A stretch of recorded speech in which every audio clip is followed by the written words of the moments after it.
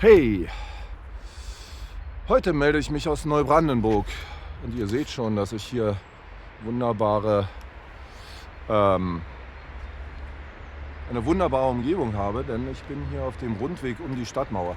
Neubrandenburg nennt sich ja die Stadt der 4 Tore und sie haben also hier ich muss das mal ausziehen, irgendwie ist es so nah. Sie haben also hier eine herrliche Stadtmauer und in 4 Richtungen, also 4 sich gegenüberliegenden Richtungen, gibt es also so eine Tore.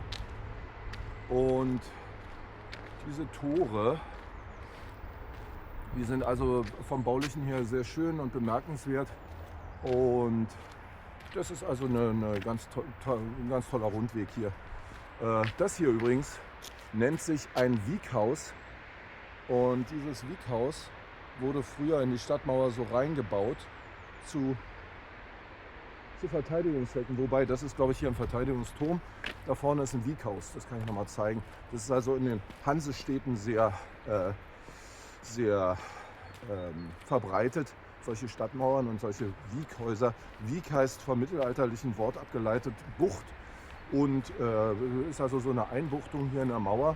Und da haben Leute drin gelebt und vielleicht war es so gedacht, dass die also draußen gleich guckten, ob Feinde da sind und dann benachrichtigen konnten, wenn sie sowas gesehen haben, einfach zur Beobachtung. Hier ist so ein Wieghaus, ja, eingebaut in die Stadtmauer, Fenster sind da und so, aber man kann es auch verteidigen. Und es gibt, soweit ich sehen kann, keine Tür nach außen, sondern nach draußen kam man durch die Stadtmauer immer nur durch eins der 4 Tore. Und hier in Neubrandenburg sind natürlich auch Wahlen im Gang. Wir haben ja hier besonders viele LGBTQ-Fahnen aufgehängt. Und ich hatte mich gestern unterhalten mit einem jungen Mann, der sich also Gedanken gemacht hat, was er denn nun wählen soll, ja, in den kommenden Wahlen. Und er sagte, er habe den Wahlomat aufgesucht. Der Wahlomat ist eine Webseite, da kann man, da gibt es also so Fragen, die gestellt sind und da kann man Antworten selber drauf geben. Wenn man diese Antworten gegeben hat, wahrscheinlich so eine Art Ankreuzsystem, dass man also das irgendwie ankreuzt, was man für das Richtige hält, dann sagt der Wahlomat schließlich, welche Partei man wählen sollte oder so, oder welche Partei zu einem passt. Ich habe gesagt, ich habe zu dem jungen Mann gesagt, ich finde es gut, dass du dich dafür so interessierst, aber man muss eigentlich sagen, dass dieser Wahlomat also insofern meiner Ansicht nach kritisch zu sehen ist. Denn was die Parteien in ihrem Programm schreiben und was sie dann machen, ist ja sowieso immer zweierlei. Also wenn man auf das Geschnattere der Politiker hören möchte, die dann so tun, die jetzt gerade wieder so tun, als würden sie sich ganz doll Konkurrenz machen gegenseitig, als würden sie ganz doll überlegen, was können wir denn nun machen, nachdem sie ja über Jahre den Karren gegen die Wand gefahren haben, wohlgemerkt mit der Zustimmung großer Teile der Bevölkerung, dass wir sagen, jetzt wollen sie uns aber wieder retten davor. Ich sage nur Stichwort Deindustrialisierung und so weiter. Jetzt wollen sie uns retten davor.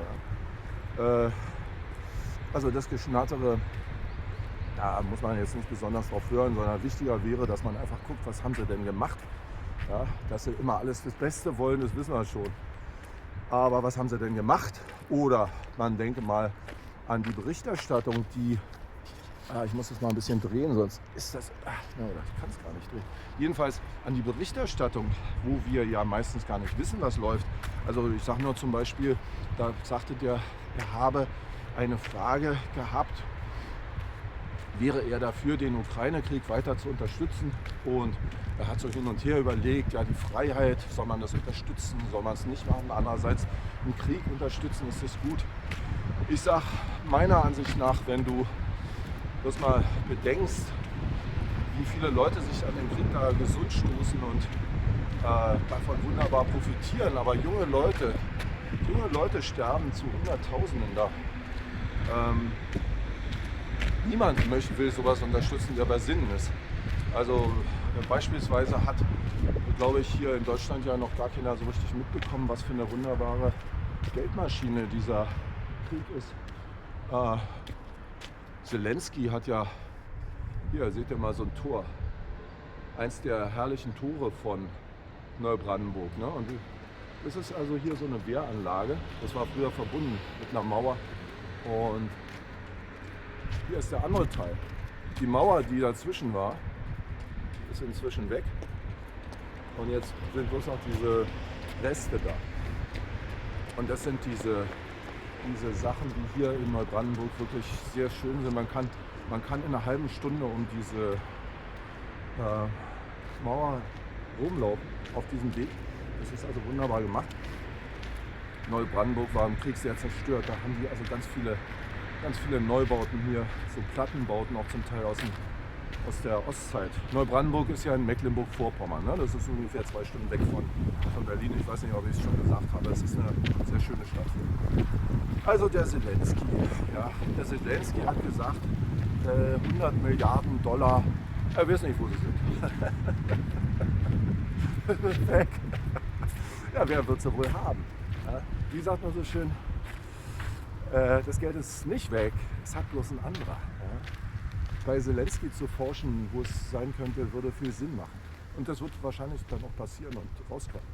Oder, also das stand ja nicht in der Zeitung, soweit ich das richtig beurteile hoffentlich.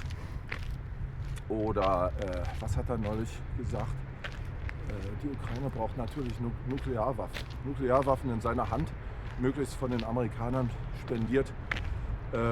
Das wäre unser aller Untergang. Aber solche Sachen sagt er eben und man liest es hier nicht, ne? Sondern der Ukraine-Krieg, das ist natürlich eine tolle Sache für alle. Wir unterstützen das, wir wollen das. Aber ihr seht ja wahrscheinlich selber, die Fahnen werden weniger und weniger. Die Ukraine-Fahnen, der Krieg ist im Grunde schon längst verloren und war schon lange.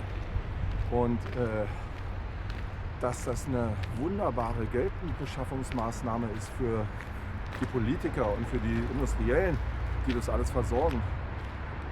Das haben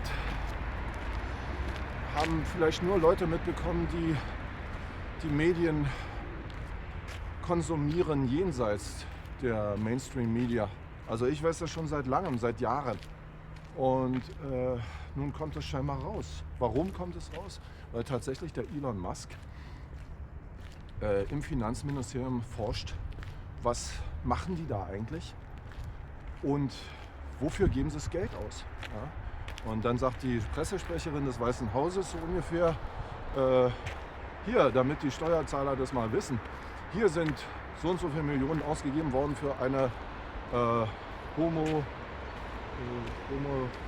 homosexuelle Oper in Peru. Das hat mich irgendwie erinnert an unsere Radwege in Peru. Ne? Denn die deutsche Regierung macht ja auch sowas.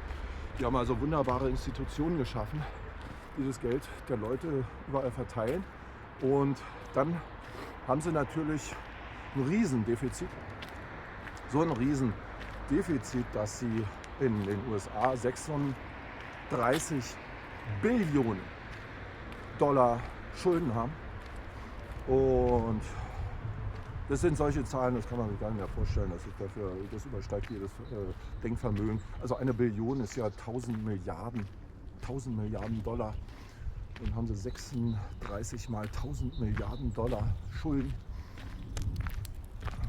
Viele der Finanz-YouTuber, die ich so mir ansehe, die sagen, eine finanzielle Revolution oder Neuaufstellung ist unabwendbar. Sprich Währungskrise, sprich Währungsreform.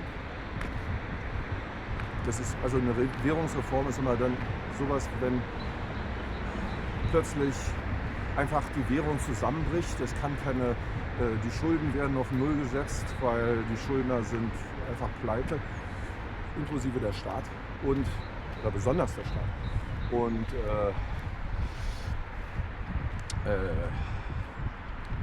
Ja, und dann gibt es dann eine neue Währung. Ne? Also sagen wir mal den Dollar in neuer Form oder so. Oder den Euro in neuer Form.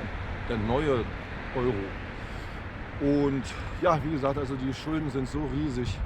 Und das alles eben durch solche Sachen, ne? Durch Kriege, dadurch, dass Hilfsorganisationen angebliche finanziert werden, die das Geld der Leute sonst wohin tragen. Natürlich alles im Interesse des Staates, wie sie immer sagen.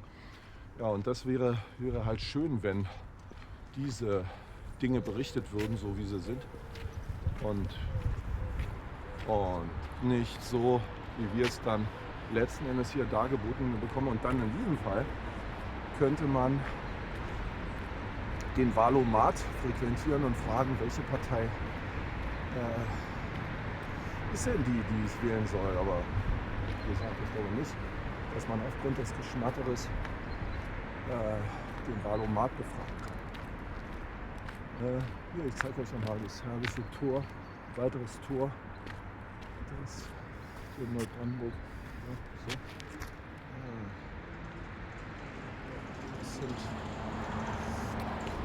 Das ist diese typische Hanse-Architektur. Und wenn man durch dieses Tor durchgeht, dann kommt man in die Innenstadt von Neubrandenburg und also quasi die Stadt, die innerhalb der Stadtmauern liegt und natürlich früher mal ganz mittelalterlich war. Heute sind die Häuser nicht mehr ganz so alt, weil wie gesagt viel zerstört war. Hier. Das ist das. Ich drehe mal die Kamera rum, dass ihr es sehen könnt.